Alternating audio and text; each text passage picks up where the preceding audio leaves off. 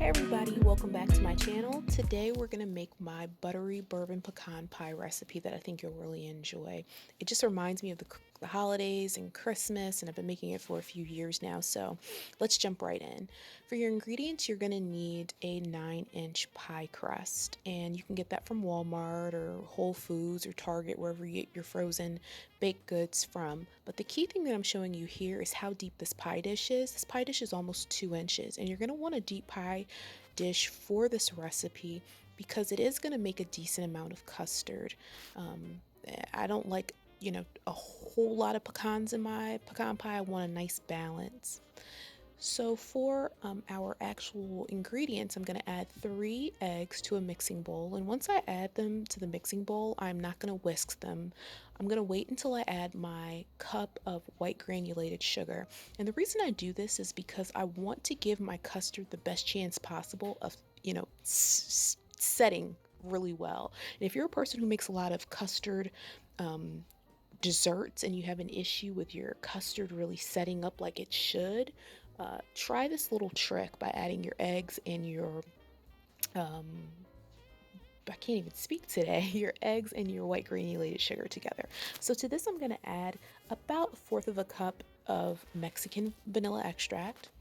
Also, I'm going to add about 1/3 of a cup of bourbon, and I'm actually going to add a little bit more later once it's cooked. And I'm also going to add a cup of brown sugar, and I'm going to whisk that really, really well. And let me just tell you, I've already preheated the oven to 350. That's where it's going to stay because I also par-baked my pie crust at 350 for about 7 minutes, just so I don't have a soggy crust. So I'm mixing, making sure you whisk, excuse me, I told you I can't speak. Making sure you whisk really, really well is going to be super important. Now I'm going to add a 1/2 cup of dark corn syrup. And to that same mixing cup, I'm going to add a 1/2 cup of light corn syrup. And you want a good balance of corn syrups.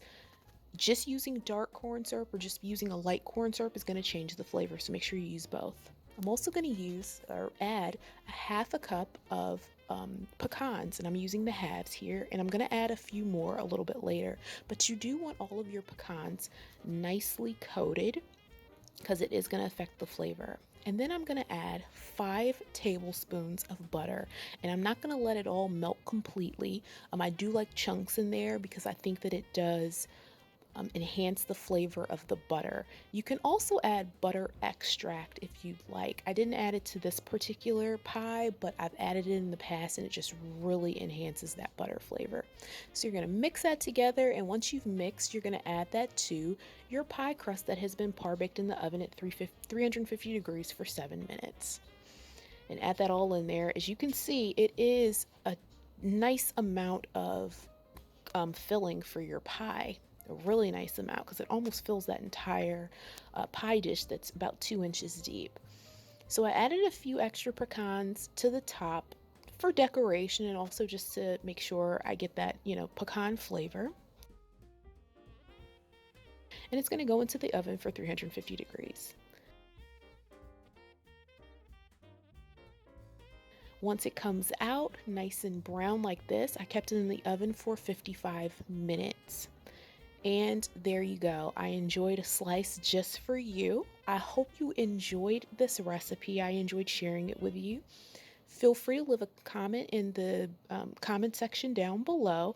I'm going to enjoy a cup of coffee with my pie, and I will see you at the next one. Have a wonderful Christmas. Bye-bye. We will